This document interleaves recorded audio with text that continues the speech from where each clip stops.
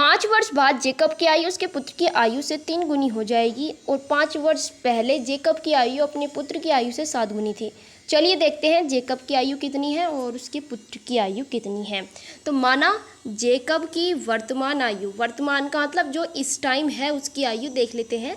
तो हम उसको मान लेंगे कि माना जेकब की वर्तमान आयु x वर्ष, ठीक है। अगर इस कंडीशन की वजह से तो बहुत सवाल आते हैं, अगर इस तरीके का आता है तो आपको सभी को ऐसे ही करना है। अब मान लेंगे उसके पुत्र की आयु, तो उसके पुत्र की वर्तमान आयु हमने मान ली y वर्ष, ठीक है। अब सबसे मेन टॉपिक यहाँ से स्टार्ट होता है प्रथम शर्तानुसार। इन्होंने जो पहली शर्त बताई है उसके मुताबिक हम इस सवाल को अच्छे से करेंगे।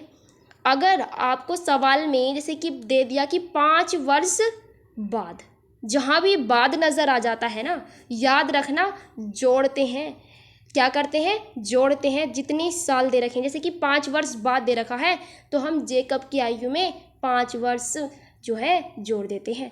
क्यों जोड़ेंगे? देखो कैसे जोड़ते हैं, x + 5, जहाँ भी बाद आएगा लिखा हुआ वहाँ पर जोड़ेंगे और जितने वर्ष दे रखे हैं इतने ही वर्ष जोड़ेंगे। सही बात है।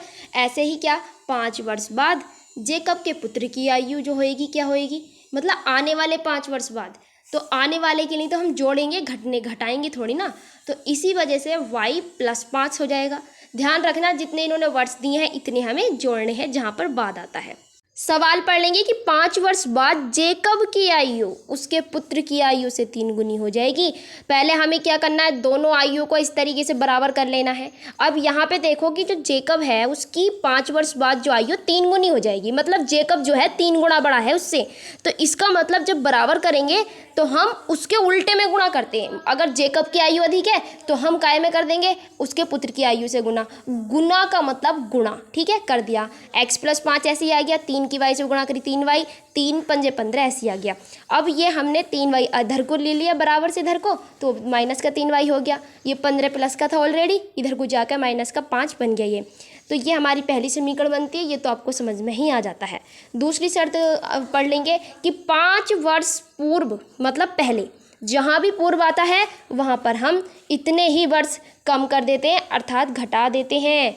तो हम क्या करेंगे, 5 वर्ष पूर्व जेकब की आयु बराबर x - 5 वर्ष। सही है, समझ में आया। जहाँ पर पूर्व आता है वहाँ पर हम घटा देते हैं। ऐसे ही हम उसके पुत्र की आयु को लिख देंगे कि 5 वर्ष पूर्व जेकब के पुत्र की आयु क्या हो जाएगी, y - 5, है ना। इस तरीके से हमें करना है, क्योंकि पूर्व दिया है तो माइनस करते हैं। अब सवाल और पढ़ लेंगे कि 5 वर्ष बाद जेकब की आयु उसके पुत्र की आयु की 7 गुनी थी।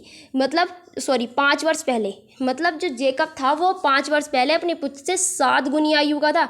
दोनों को बराबर करेंगे तो गुणा किधर करेंगे, गुनी है ना, गुणा किधर करेंगे, जिधर कम है, मतलब जो कम है उसका पुत्र कम आयु का है। पहले दोनों बराबर कर लेंगे, जिधर मतलब जो पहले से ही बड़ा है बराबर करने के लिए उससे दूसरे में इतना ऐसे ही गुणा कर देते हैं। तो x - 5 तो पहले से ही 7 गुना है, ठीक है, मतलब पहले से ही है। इसी वजह से हम y - 5 को 7 से गुना कर देते हैं, मतलब गुणा कर देते हैं। x - 5 ऐसे ही आ गया, 7 की y से गुणा करी, 7 की 5 से गुणा करी, x इधर को हम -7y बन गया ये आकर, और -35 और इधर को जाता है 5 माइनस का, तो वो प्लस बन गया। इस तरीके से हमारी बन जाती है सेकंड समीकरण, ठीक है। आपको अगर ये समझ में आ रहा है ना तो समझिए मैं पूरा गणित निकलवा सकती हूँ। समीकरण 1 और 2 से इसे हम करने वाले हैं विलोपन विधि से। आपने प्रतिस्थापन, विलोपन, विरज, गुणनखंड यानी कितनी विधि पढ़ी है, कोई सी से भी कर सकते हैं। मैं यहाँ पर विलोपन से करने वाली हूँ। तो x - 3y = 10, ये पहली समीकरण है। x - 7y = -30, ये हमारी दूसरी समीकरण है। हमें याद रखना है यदि विपरीत चिन्ह होते हैं तो जोड़ते हैं और समान चिन्ह होते हैं तो घटाते हैं। तो यहाँ पर x से x कट जाता है और जो भी चिन्ह है वो चेंज हो जाते हैं। जब आप घटाते हैं ना तो चिन्ह चेंज हो जाते हैं। यहाँ प्लस बन जाता है, यहाँ भी प्लस। 7 में से 3 जाते हैं, 4y बचता है और 30 और 10 हमारे 40 हो जाते हैं, क्योंकि चिन्ह प्लस का है। इस टाइम इस माइनस का कोई लेन देन नहीं है अब। तो y = 40/4, मतलब 4 × 2 = 40, तो y बराबर आ गया 10। इसका मतलब जेकब का पुत्र इस समय 10 वर्ष का है, ठीक है। अब देख लेंगे जेकब जो है वो कितने साल का है।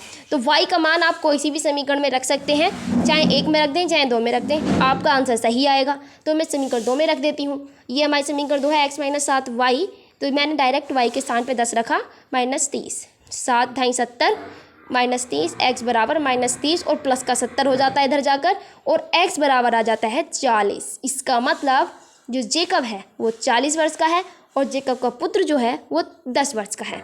ठीक है, थैंक यू, बाय।